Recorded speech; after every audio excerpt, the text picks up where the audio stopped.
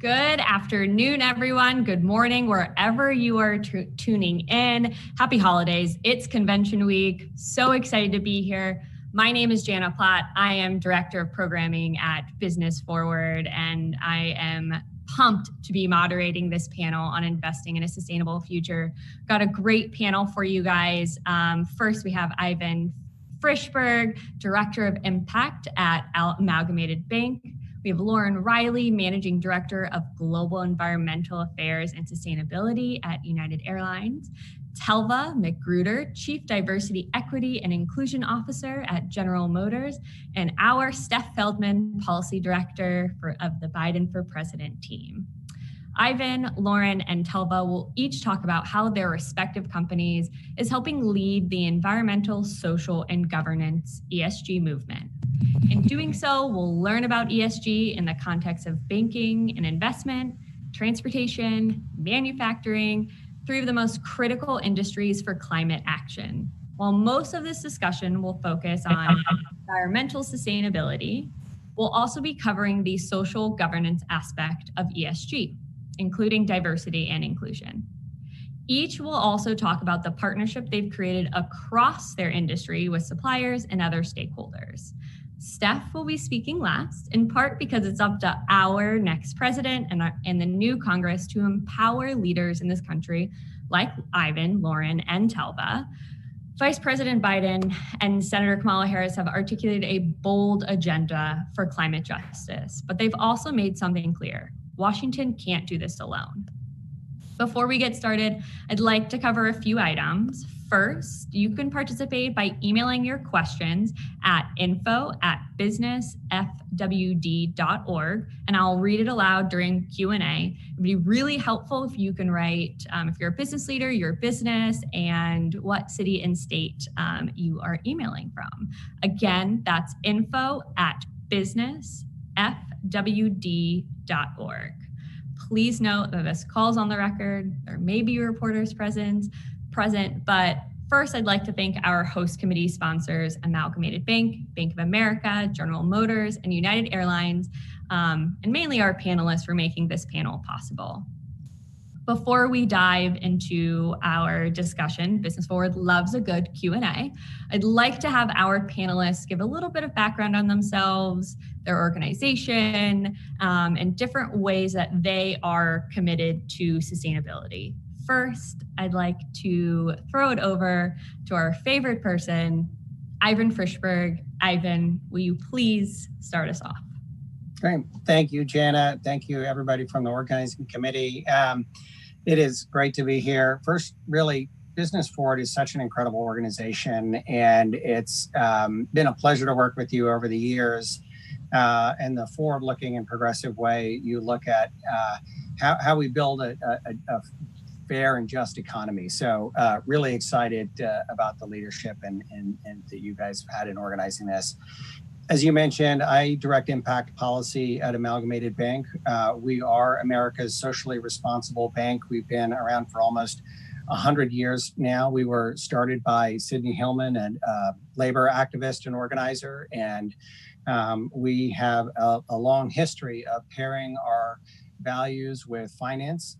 And one of the things that's really exciting about this moment is that, obviously for us, good business and good values sort of go hand in hand, but I think we're now starting to see an entire world where it's just inseparable. And this is taking over the rest of sort of corporate culture, not just because it's the right thing to do, but because it means better business. Business Roundtable folks call this stakeholder capitalism. I think that's still being defined as to what that is. But as we lean forward into problems like climate change, racial equity, economic injustice, it's pretty clear that we don't solve these problems unless we have the corporate community really leaning into this work. So we're excited to have a conversation about ESG and investing in sustainability and all the various letters in there. But we have a particularly unique role in that we are a publicly traded company, but we also have clients where we're investing through investment management products into the corporate side. And we also have a defined benefit pension plan for our employers. So we are very connected to the world of ESG and how it delivers not just good returns, but also delivers for the American people. Thank you so much, Ivan. Now we will turn it over to Lauren. Lauren, could you please tell us a little bit more about your work at United Airlines? Yes, absolutely. And thank you, Jana and Ivan and the whole committee for arranging this conversation. You know, it's really important dialogue that we're seeing today, and it's really important that we all commit to this ambitious future that we've set for ourselves around, zero a clean energy economy. And I think, Ivan spoke to the importance of ESG metrics, and those metrics are as important as the actions behind them. Really taking the strategy of the business and really aligning it to sustainability and other governance metrics that are critically important for us to realizing what we'd like to achieve here. Embracing a clean energy economy and moving to net zero, it's an imperative. It's an imperative that we hear about every day from the public, from our communities, from employees, and within aviation, we hear about it both from the flying public as well as the corporations that travel for business. And all of them are looking for pathways to carbon neutral travel. That is our future. The aviation industry in particular is a fairly carbon intensive industry. We represent about 2% of global emissions. And of those emissions, 98% of them come from the use of fuel. So it's conventional Jet A, petroleum, fossil fuel. And we need to progress our agenda so that we can realize a cleaner future. We've made great progress. In the last 40 years, we've seen fuel efficiency improve more than 130%. We celebrate that, but we need more. We need more engagement in innovation, in technologies, in solutions that pull the carbon out of our operations. And at United, we believe that it is time for a clean energy revolution. It is time for us to engage across a collaborative approach with industry, with NGOs, with policymakers so that we can realize the future that we'd like to see for our future generations. Over the last 10 years, United has invested in decarbonization efforts. For example, sustainable aviation fuel, which is essentially an alternative, a low carbon alternative to petroleum-based fuel. We have used and consumed almost half the global supply of sustainable aviation fuel, and we're really proud of that. But we need more solutions. We need to decarbonize across our operations and across our value chain, because it's all in all of this technology, innovation, and solution. It's all in their infancy. So, for example, sustainable aviation fuel today is 4 times the cost of conventional fuel. So that price disparity creates a marketplace that's only going to stay as large as there's willingness to pay for that. So to succeed, we need scale, and we need price parity, and we need policy support. And we also need R&D. We need additional next generation of technology solutions that can help us realize a clean energy solution. You mentioned, Jana, in the beginning that Washington can't do it alone. Well, neither can industry. And it's time that we accelerate this agenda by working together.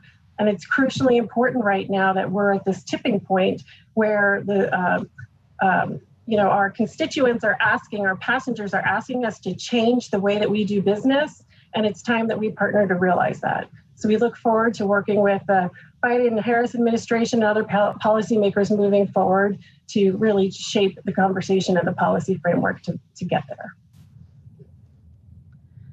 Thank you so much, Lauren. I've been taking some notes, and I feel like I've now just took a small little flight with you in terms of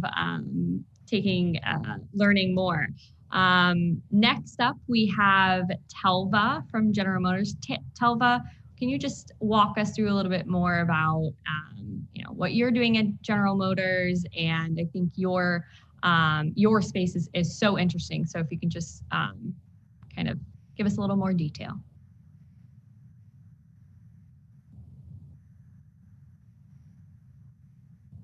Oh, tell me, you might be still muted. Here we go. Thank you, Jana. Of course. Thank you very much for having me today. It's wonderful to be here, and we're really pleased to support this Business Forward Forum this afternoon. At General Motors, this conversation that we're about to have is extremely important. It is fully aligned with our vision, and our vision is for a world that has zero crashes, zero emissions, and zero congestion, which will create a better life for everyone around the world. Along with that, we're committed to being the most inclusive company in the world, and we do not take that commitment lightly.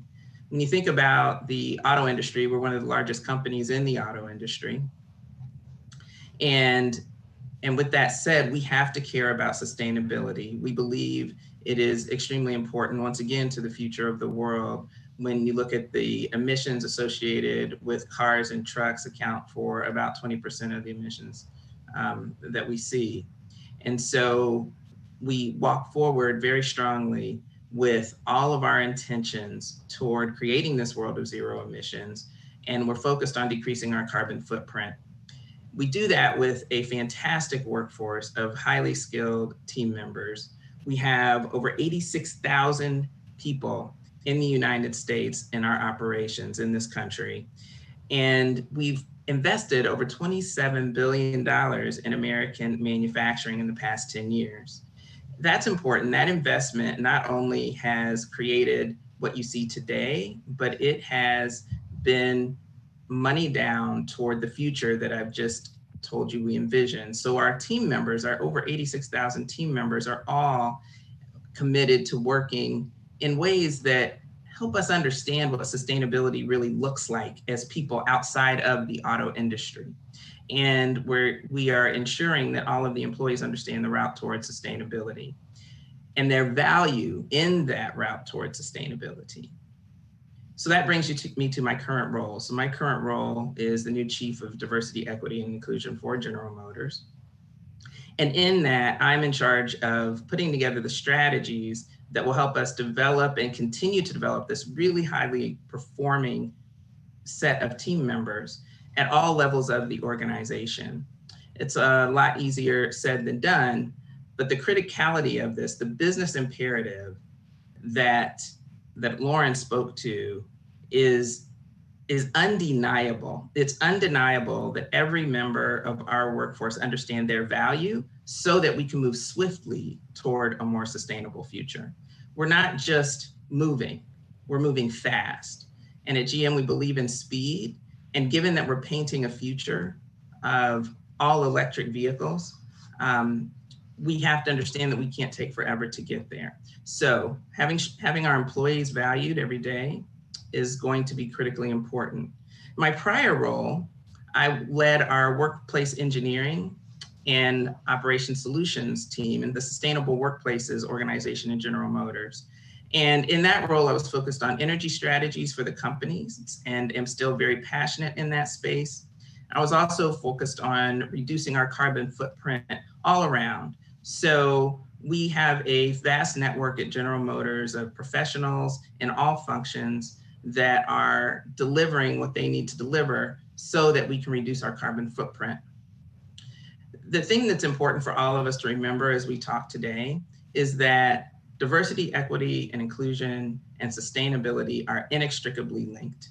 And as a person with 2 degrees in engineering that is now working in diversity, equity, and inclusion, it makes plenty of sense to me why we're thinking about it this way. And as we think about the people in this country and what we need to do to uplift their futures, we all have to understand as businesses that we have a role to play and that we can do that with strong partnerships, strong public-private partnerships that'll move us forward. Thanks, John. Oh, thank you, Tova. That was great. Thank you so much. Now I'd like to turn it over to our final panel member, Steph. Steph, could you tell us a little bit more about what the campaign is doing to encourage more sustainable investment? Also, feel free to respond to any remarks we heard before, right before we go into Q&A. Absolutely, and thank you so much for the opportunity to join everyone tuning in today. Thank you to all of our incredible panelists and organizers of this event. It's a great opportunity for me to listen to a bunch of folks who are implementing these policies on the ground and really understanding day to day how businesses are preparing and addressing our climate crisis. I started working for Vice President Biden about 10 years ago and have stuck with him because he is a person of character and principle. And he is someone who cares deeply about addressing the climate crisis. So this is a really exciting time for all of us. The Vice President has a line I've heard him use, probably started hearing him use it around 2013, 2014, though he might have been saying it long before then. He said that reality has a way of intruding. And I think that's especially true. And he really brings that point home when talking about the climate crisis, because we have seen, especially in the past 5 to 10 years, reality break through in our business community. And many responsible companies have taken on the challenge of being stewards of our environment and taking action because they recognize that is how their business will succeed in the future. So reality is really intruding. What we need a president who leads those businesses toward a sustainable future that grows our economy instead of a president who pulls us backward. We need a president who elevates experts instead of denying science. And we need a president who, when he hears the words climate change, doesn't think hoax, but thinks opportunity. That president is Vice President Joe Biden. Biden spent maybe the last month laying out his agenda for building back our economy, and not just to the way things were before the coronavirus, not just to 2016, but building back better to a future in which we address many of the long-standing challenges we faced in our country, including systemic racism, a caregiving crisis. I'll leave those for the Q&A, but especially to build our economy back in a way that takes on the climate crisis. As part of that plan, the Vice President is proposing a $2 trillion investment that is accelerated into the first 4 years of his time in office. So that's one term.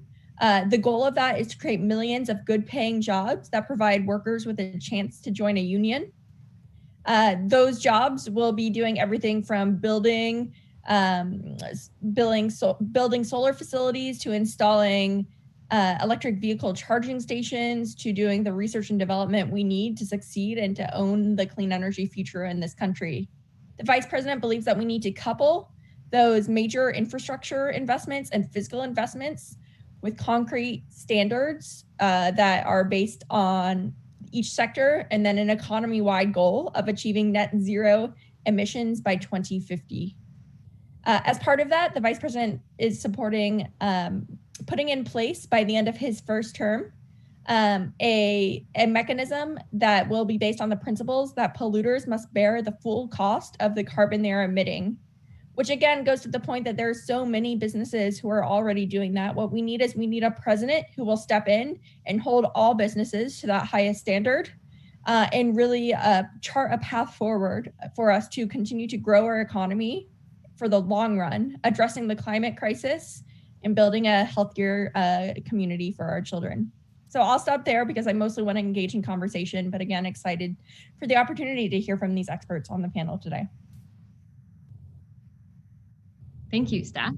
And now I'm so excited that we get to introduce the entire panel to our virtual platform together.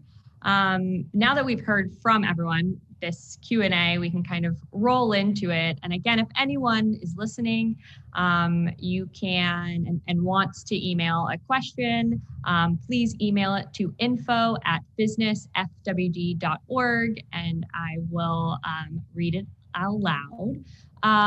Please remember to include the name of your business and where you live. My first question I'm going to throw over to Ivan. And Ivan, Amalgamated Bank has led an effort to have the banking sector measure the climate impact of loans and investment. And in the last few weeks, some exciting news. Citibank, Bank of America, Morgan Stanley have all signed on to that effort. What did Amalgamated Bank or I should say, why did they take this on? Why are other larger banks jumping on board? And what can we expect from some of this news?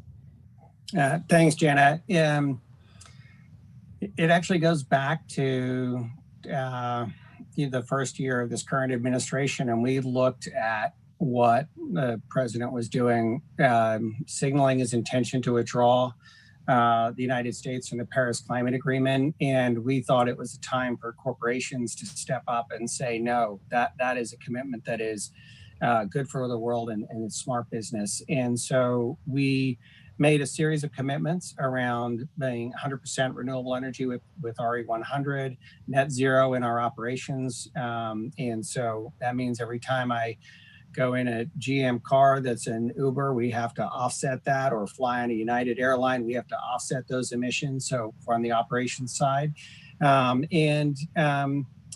We then started to look at the work that we were doing and say, the real impact of a bank is in the lending and the investing that we do. So if we are going to measure that and align those that lending with Paris, we really need to do the smart math of figuring out what the emissions are that come from that work. They're called financed emissions according to the Greenhouse Gas Protocol. And so that is what we decided to do. We decided to do it in collaboration with other banks. We didn't want to just sit in a room and figure this out on our own. We actually worked with a set of Dutch banks that have been doing this for a while, and we started a North American group to figure out the methodology and the accounting rules for how we measure the carbon consequence of the lending and the investing that we do. We have published a methodology at the end of last year for North America, and we're in the process of doing the same globally. And we are so excited to have Morgan Stanley, Bank of America, and Citibank all join this effort. We now have over $11 trillion of assets under management globally, over 70 institutions. And our hope is that by the time we get to the next big climate conference, sort of a follow-up to the Paris Climate Agreement, that the world, the financial sector, will be measuring financed emissions so that we can then get real about the kind of net zero economy that Lauren was talking about and really do the hard work of aligning ourselves with a science-based target. That's awesome. And I think, Lauren, I think we can kind of piggyback on that. There were some comments on the net zero economy and kind of what role do you see United play in this, and what can we expect from in the next year or so? Yeah, absolutely. Thank you, Jana. I think United has been a long-term leader in the sustainability agenda. We have, for a decade now, been advancing investments in sustainable aviation fuel, as well as other decarbonization solutions that make sense for our industry. And I'm really proud that recently some of our peers in the industry are coming along and also asserting to aggressive goals, because we need to do this together. This should be an agenda that we all embrace together, and it needs to also be a really collaborative approach beyond industry, with policy, with NGOs, with other. So we need to continue, though, to recognize that a lot of the solutions that are really going to facilitate decarbonization, facilitate this clean energy economy, and this vision that's been laid out before us, it's very much in its infancy and very much needs policy engagement, incentives. We need to support the R&D. We need to support working with think tanks and incubators and others to really test and fail fast and fail forward so that we can find those solutions that will scale and that will work perhaps not just on behalf of a single industry, on behalf of multiple. Today, aviation finds itself in a really interesting position where, you know, we talk about ESG metrics. You know, there's a desire to want to be transparent in terms of investing and how we embrace sustainability and move to clean energy economy. I would suspect that in the years to come that there'll be additional transparency, but today it's a little tricky to really look at an industry like aviation and say what is happening behind the curtain. My best guidance on that today, until we're all on board with ESG, is really a fundamental indicator of business success, is to look at the actions at that organization, look at the business strategy at that organization, look at the leadership at that organization. I hope that we will see in the near term that there'll be a lot more disclosure, a lot more uniform embracing of these metrics that I do believe fundamentally, and I agree with Ivan, that in addition to financial performance, these really are going to be indicators of a progressive agenda that's going to make you relevant, not just to the bottom line, but then also to the public at large in the next 25 to 50 years. And quite honestly, if we don't take action now, there's not a whole lot of ability to be able to influence that down the line. Great. I'd like to throw it over to Telva. I mean, I know we're talking about the importance of scaling to sustainability, and when we talk about new products and innovative products, and Lauren, what you had said, business success and business strategy. When we, create some of these new products or move out with them, of course, it costs more at the beginning, but prices do drop over time. Telva, can you speak to some of these examples? And I don't know if that's where we go into some of these transitions that we, like the electrical vehicle transitions, but any examples that you see where, of course, it may be expensive in the start, but prices will drop over time. Yeah, thank you, Jana. A lot of companies right now are working to pivot to new technologies, particularly those that have sustainability in mind and creating a better future in mind. And certainly this is an area where we can talk about the electric vehicle. And as those of you out there watching know, we've had electric vehicles in the market for quite some time. And price has been considered by many to be a barrier to entry. General Motors is absolutely focused on reducing that barrier to entry, considering that we're looking at an all-electric future. We have to ensure that all-electric future does not leave anyone behind. It's critically important that everyone has access to the new market that's being created. And so we are strategizing and working to develop the technologies that are going to allow us to bring the electric vehicles to market at a lower cost. And that cost will consistently be lower over time. And we are certainly seeing that with the vehicles we brought to market over the past 10 years. And we will continue to see that trend. Certainly policies that are aligned with that goal are going to be really important so that we don't leave people in urban and rural communities behind on this progress. If you think about our electric vehicle march right now, it's significant. We are well into the pivot that we need to be into in order to transition to electric vehicles. And you may have seen, we've recently revealed the latest release in the electric vehicle, our latest release in the electric vehicle market last week, the Cadillac Lyriq, and it's one of many that are going to be coming at you. When we think about what it's going to take, though, it does take significant investment, as you mentioned. We have recently announced that we're investing over $2.2 billion in our Detroit Hamtramck assembly plant that was previously producing ICE vehicles. It will now produce 100% electric vehicles, but a significant investment is certainly needed to underpin that vision. That plant will not only produce cars, it will also produce SUVs. And so we're building it such that it can meet many different market demands and needs of our customers who will still have key responsibilities that they're trying to carry out. The other thing that's really notable and important to consider when we're talking about investments like this is that we're also creating jobs.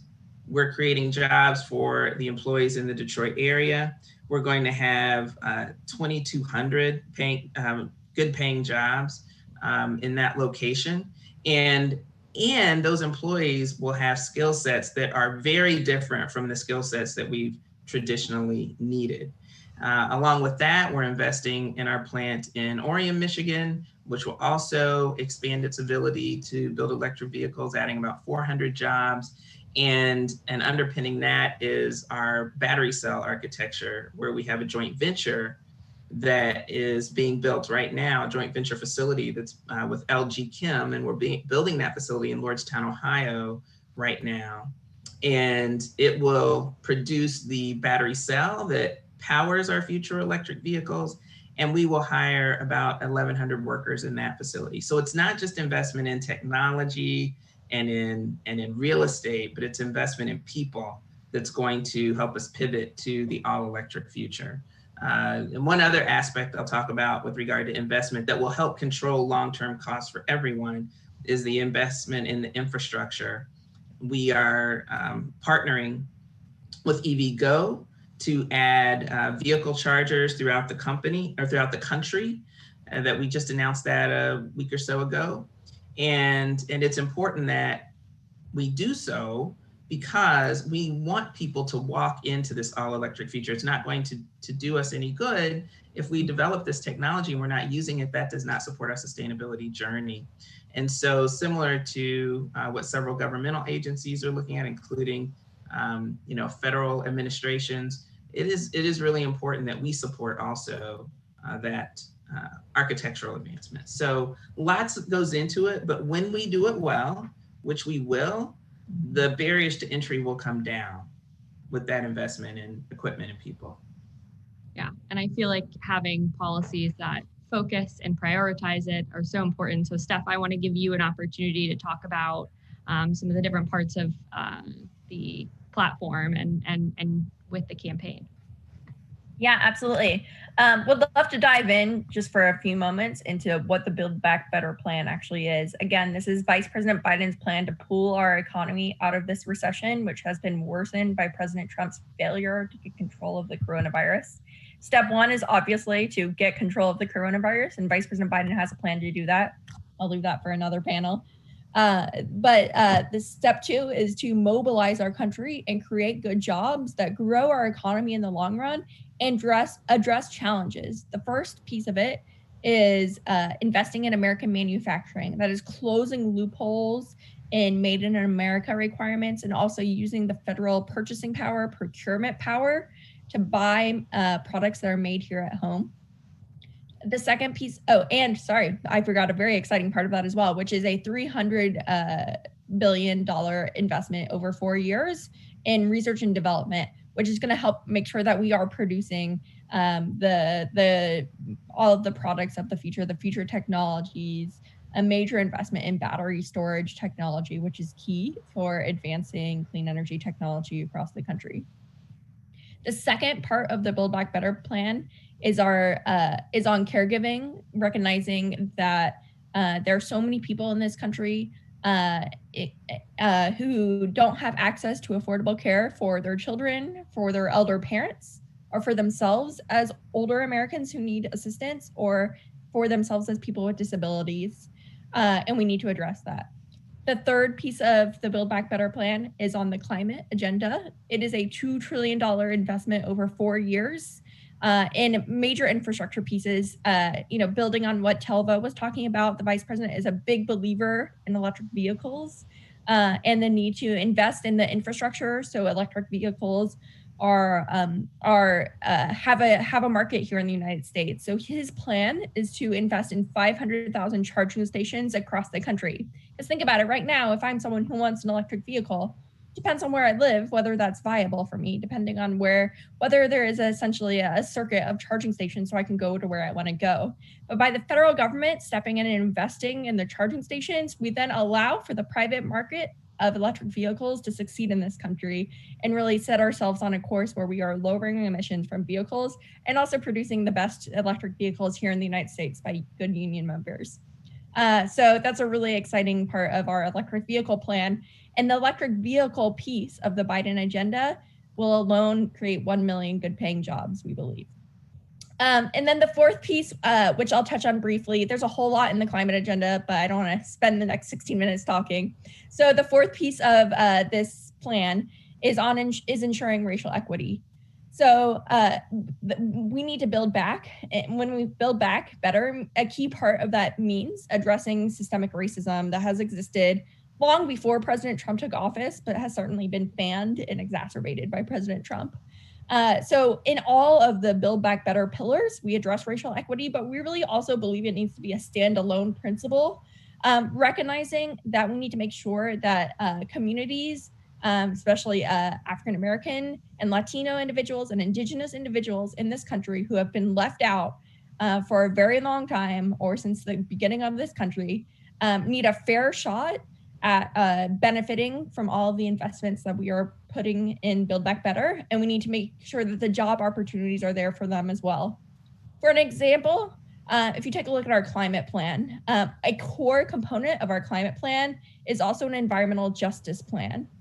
You can read the whole thing on the Vice President's website, but long story short, a key pillar of that is a commitment to ensure that 40% of the benefits of the Vice President's $2 trillion infrastructure and clean energy investment goes to communities that have been disproportionately harmed by pollution, which is traditionally communities that are primarily African-American, primarily Latino, or primarily low income. So that is an investment to make sure that these communities are the ones that reap a key part of the benefits from this initiative. Thank you, Steph. I'd like to go back to some of the aspect of the R&D piece. As we talk about, looking into alternative fuels, electric vehicles, and clean energy, that is one thing that is often overlooked is maybe the impact on America's economic competitiveness. And I don't know if you have a piece of this too, but I'd like to go back to Lauren of what does some of this work mean for the rest of us? If we just kind of the good business side of this. Sure. And what I like to say, Jana, is that sustainability is not a standalone agenda. Looking forward to a clean energy economy is not a standalone agenda. It truly is, from an enterprise perspective, about business strategy. Everyone owns it. It's alignment to a vision. It's action to achieve the vision. And there's a lot of opportunity when you start thinking about how do I consume finite resources in a smarter capacity, or how do I not consume them in the first place and replace them with better alternatives. And there's a lot of opportunity for all of us to engage and think about what does sustainability mean to my enterprise? And then also, what does sustainability mean to you as a consumer? I will tell you firsthand on behalf of United Airlines, your voice as a passenger is very important to us. We are about customer service. We are about safety. We are about experience. And we hear what you tell us. And what we've been hearing a lot more lately, which is really exciting to me, is questions, insights requested, engagement, sometimes very forward thoughts about why can't we travel in a carbon neutral capacity? Can we go beyond offsets and really embrace R&D in a meaningful way that fundamentally advances commercial aviation? Your voices, the voice of the public, the voice of passengers and travelers in my industry are critically important. So I think that there is an opportunity, really we're at a precipice right now of changing the way that we look at how does sustainability, where does carbon fit, where does climate fit in our business strategy? And all ideas are good ideas, and everyone who's got an opinion or a point of view of it, we really do encourage you to bring it forward, voice it, and let's work together, because the bottom line in this whole discussion is that it will be achieved through partnership. Mm-hmm. And that's across the board with everyone. Yeah. Ivan, one quick question. When we talk about strategy, there was a question that was emailed in where we talk about, will socially responsible investing affect businesses' bottom lines? Yeah, I mean, the one way to start that is to flip it and look at it from the investor perspective, right? So as I mentioned earlier, we both manage investment products. Our workers and retirees benefit from the returns of companies that are invested in, and we're publicly traded, right? And so to break it down a little bit, ESG, first of all, let's just define it again. It's environmental, social, it's governance, right? There's sort of three aspects where we are looking for indicators that show performance to those goals. And what we found over time is that quality performance and companies that are leading on those things actually do better from a profit perspective, right? There's more than 2,200 studies over the last few years have found out that by 12 to 1, there's this positive correlation between companies that are leading on ESG and doing better and their financial performance. So that is just sort of where now the world is. We are working with Invesco, a global asset manager, and have our heads in all sorts of data. And it doesn't matter if it's, looking at climate leadership or gender equity or racial equity, social justice. The correlation to performance is just very clear. And so that is what I think is the first piece, is that if companies are doing good by their workers, by their customers, by the kind of stakeholders in society, they're going to do better from a financial perspective.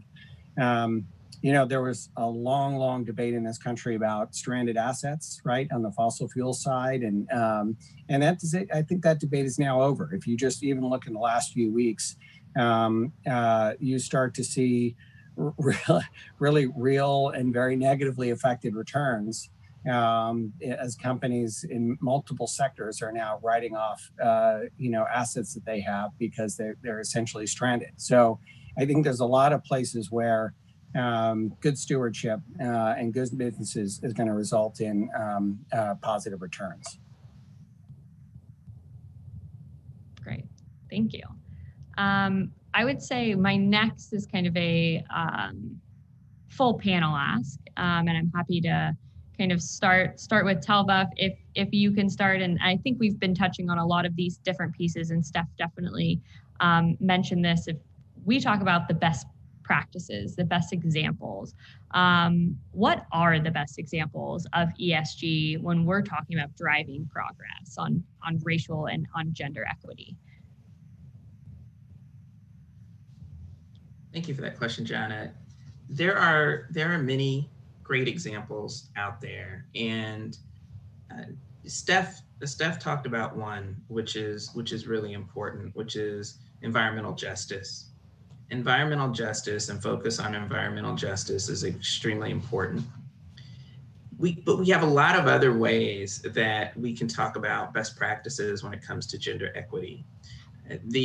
One of the most critical ones is when considering education and when considering access to education, and how we as corporate citizens can play a positive role in ensuring that everyone has access to education and the skills that are going to be needed to be successful in the sustainable future that we're creating.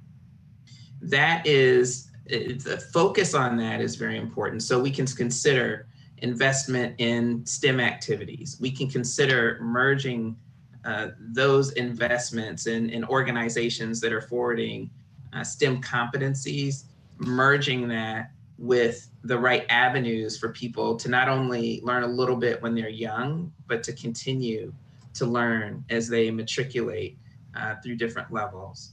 We can consider programming that merges talents from the business sector with the public sector to provide those pipelines. So, best practices when it comes to education are ones that are really focused on long-term outcomes that are committed to seeing people in Black communities, in Latino communities, and communities that are traditionally underserved and undervalued, really committed to maximizing the value of those individuals. Those are the best practices, and we can name many specific actions that have been taken. But I think what's most important for everyone that's watching to understand is that there are many ways. But to commit to the long-term outcomes as opposed to the short-term outcomes is really, really what's going to be most impactful in our communities. Otherwise, once again, we will be leaving people behind. So what do we need to do to make sure that people are educated and understand what's coming at them when it comes to banking, when it comes to transportation industries, when it comes to all of the key industries of the future? That's really what we need to be focused on. And that's what we're focused on at General Motors when we consider what we're giving to and where our employees are investing and where our thought leadership is really headed. Perfect. Thank you so much. Lauren, I wanted to make sure that you had an opportunity to when we talk about partnerships and looking at different ways for engagement. I mean, specifically, we want to focus on policies and direction, and we can go back to Steph after this. But what does the engagement and partnership look like moving forward? Actually, what are our goals? Because I think as we move toward this election, a possible new administration, what are some of the goals and the thought process going into this next year? Sure. Well, I think it's going to be a very interesting 12 months, I think, and beyond. I think there's a new and passionate commitment to knowing that we need to evolve. I think what that evolution actually becomes and what is the role of the different market players, whether it's policymakers, it's industry, it's academia and education, NGOs, everyone's role in this is critically important. And I think we all have, we're coming together in understanding where we need to go. I think where the rubber meets the road, no pun Telva, is where we have to really work together to define commitments. And what are those milestones? What are the benchmarks? Where is their investment? Where are their limitations that we need to overcome because it's a barrier for us to commercialize and scale? How do we realize this in a way that's actually relevant and supports truly the fundamental business strategy of the industry we're in? Ivan does a great job of reminding us you can't do it in isolation of, it has to be together with.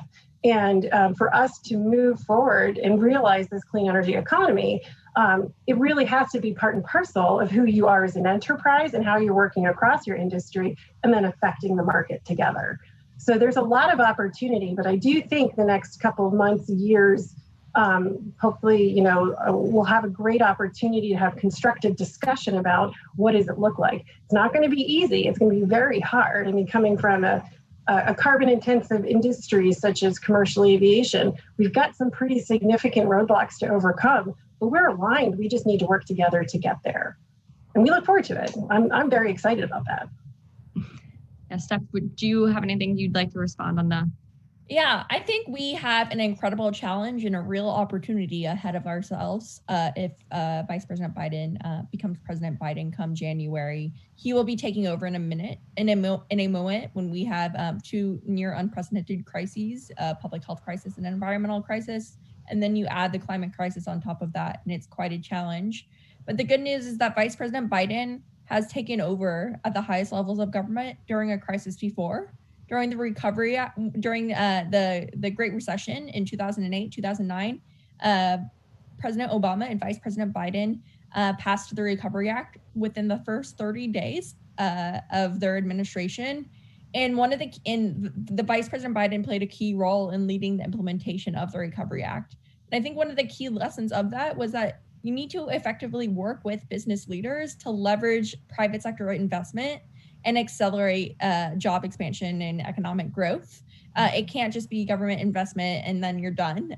You really need to do it in a strategic way that allows for you to amplify your investment by creating the private sector opportunities. And again, the fundamental strategy here is good federal investments that spur private sector job creation.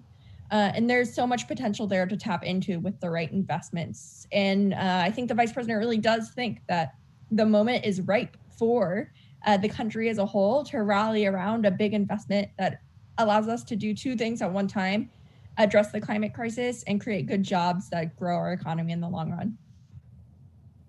I fully agree. And I know, we hear Joe is, our vice president is ready day one. And Ivan, I think, as we think about that and gear up for it, I know that the current administration's Labor Department proposed a new rule that would discourage ESG-centered funds. This rule has been criticized by some of the biggest investment firms. And when we're talking about jobs, we're talking about investments. Can you explain a little bit more on what the administration wants to do with this new rule? And I think it's called the proposal, and why Amalgamated and all of the other banks oppose it. Yep. It is a proposed rule, and it's one of these desperate efforts by this administration to put aside science, put aside research, and put up barriers to investment managers and that want to use ESG to benefit retirees, workers, and regular folks in the economy. It particularly is applied to the pension fund space, and their objective is, I think, to protect some of the worst performing companies in the market, and by stopping them from being excluded on the basis of ESG. As I mentioned before, that doesn't just have a societal impact, that actually has a negative return impact on retirees. And so I think this is a clear example where this is a rule that gets batted around, right? It's one way under the Bush administration, another way under the Obama administration, and now Trump is going further than anybody before to try and roll it back. And I think what we need is, in the context of Steph's describing Build Back Better, we need a completely different approach to this stuff. Because if we don't think about environmental, social, and governance issues in our finance system, if we don't incorporate them into all of our investments, we're not going to end up with a world that our children want to inherit. And so I think that is about how we move forward in a completely different way. One will assume that this rule will get rejected at some point, or turned over in the courts, or turned over by a Biden-Harris administration. But then we need to start back again, thinking much smarter about how we approach this work. Yeah, absolutely agree. Kind of going off of that note, when we talk about an investment, of course, in this current time during the pandemic, I think we need to look at what does community relief effort looks like. And there was a question emailed in from Jerome Lahote. I apologize. And he's writing from Pennsylvania on how do we invest in efforts after climate-related disasters. Tova, I don't know if you wanted to take the first stab at this and talk about the current shift that some of General Motors, and whoever wants to chime in after. Sure, Janet. The question of investment after climate-related disasters is akin to, I'll say, the question of investment in general. With the big differentiator being, what has notably changed after that climate-related disaster? Because, depending upon what the disaster was and what the impact was, that may sway an investment decision. It's most important that we keep in mind that the way we invest our dollars is really our vote for who we think is going to best use those dollars to close the gap and the disparity that exists. So in the case of a disaster, you're probably going to be more focused on who's poised to address the difficulties that arose from the disaster. And if we, and you can find that information. Companies like ours will typically share what we believe in and what we're doing through storytelling. And then more formally, we'll share that information through our 10K report and our sustainability report. And so even after a disaster, you have the ability to go back and you can look at what is that company's vision, what story are they telling right now, and how are they getting it done by looking at the different informal and formal reporting that we're doing. And that should be the basis for how you make your decision. Of course, even with the disaster, we have support that we can get in determining how to make our investments. And so I would suggest that people speak to professionals. But I would also suggest that they take that professional opinion input and couple it with their values and tie it to what companies are saying they're doing. Move from there. Opening it up. Jana, I would just add this. Before Corona started, the wave took over in this pandemic, I was in Puerto Rico at a gathering of philanthropy and investments, and that is a should be state where they've had multiple climate events in terms of storms, earthquakes, basically financial abuse from the markets, and 100-year history or more of being a sort of an abused trading post. And what was amazing was to see how they thought about building back and what community resilience was in a very different way, and their values and their priorities for how they thought about what was important: electricity, communications, the access to food at a very hyper-local level. They were building back in a different way. And so I actually think we have stories all over this country of how we can be more resilient, how we can build back better, and that's going to be our strength going forward. Yeah, and I would just add, Jana, that, today I would somewhat characterize the discussion around climate crises and how enterprise responds to it. It's almost still in the category of business continuity. So how do we get operations up and running fast, back online and into production? Whereas I think we're going to see a shift over the next coming years, and I hope we do. It's going to evolve into the adaptation resilience. I mean, we have to start thinking about beyond just business continuity decisions today. How do we anticipate what was once the 100-year storm that's now happening every 5 years, or whatever the current statistic is? So that is the new normal, and we have to be eyes wide open, and we have to consider how that impacts your individual operations across your enterprise, but then also at a social basis, like Ivy was talking about. Steph, I'd love to give you time to comment too. Yeah, well, I think this was, so well stated by my colleagues on the panel here.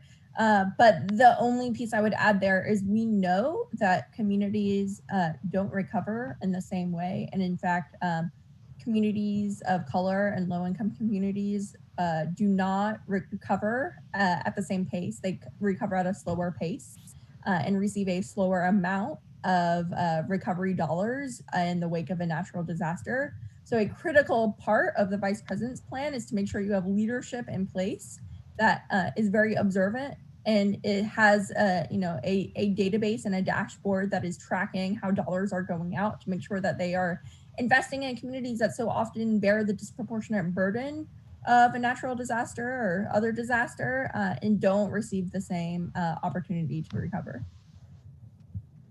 That is such a great point. I will say we are coming to a point of wrapping up this panel, but I wanted to give everyone kind of a last word opportunity. There was a question that was emailed in. It was one of the first few, and it was, what can I do to be an active participant in this space? So I know we have a minute left, but I wanted to make sure Ivan, Lauren, Telva, Steph, we all have a quick moment to respond.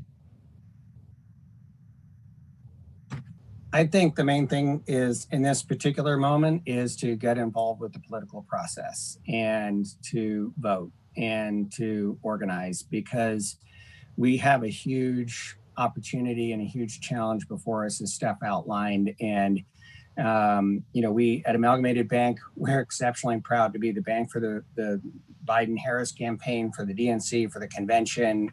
We are all in on this, but we need everybody in this country to start organizing and moving so that we have a different kind of opportunity ahead of us when the next president is sworn in. Great. Lauren, turn it over to you quickly. Yes, I would offer vote. I mean, get out and vote. I would also offer, though, use your power as a consumer. I think we've seen over the last couple of years that enterprise will step forward. There is opportunity. When consumers indicate that they're willing, suddenly you see the infrastructure for electric vehicles, for example, blooming. And that there can be change and progress too when you step forward with your purchase power. Great. Talfa? Yeah, so I would agree absolutely with what Lauren is saying. We need people to get out and vote. We need individuals to understand what's going on in their communities. Truly go out and educate yourself. Educate yourself in terms of what is going to benefit the community that you're in with regard to any practices, but definitely to the point of this panel, sustainability and environmental actions. And then speak up. You can speak through your vote. You can speak to others, but you have to speak. If you don't speak, then that's acceptance. So I would absolutely say get engaged. Perfect. Steph, last words. Yeah, well, those were the only thing I can add to all of those very true points is this, which is don't underestimate the power of your voice in your networks, in your community. You have the opportunity to share what you've learned today with others, to share what you've learned from other experiences with others. They might be people you went to school with, they might be people in your neighborhood, they might be people you work with. And so your vote and your consumer choices can magnify rapidly if you are willing to have the conversations and set goals for yourself regarding how many people you're going to talk to about the upcoming election or how many people you're going to talk to about the environmental crisis and really take action. So don't underestimate your power, and thanks so much for taking the time to listen to us today. Thank you so much to our panel, our sponsors. Thank you everyone for your time.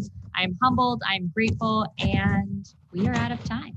Have a great convention week, everyone, and we will all connect soon.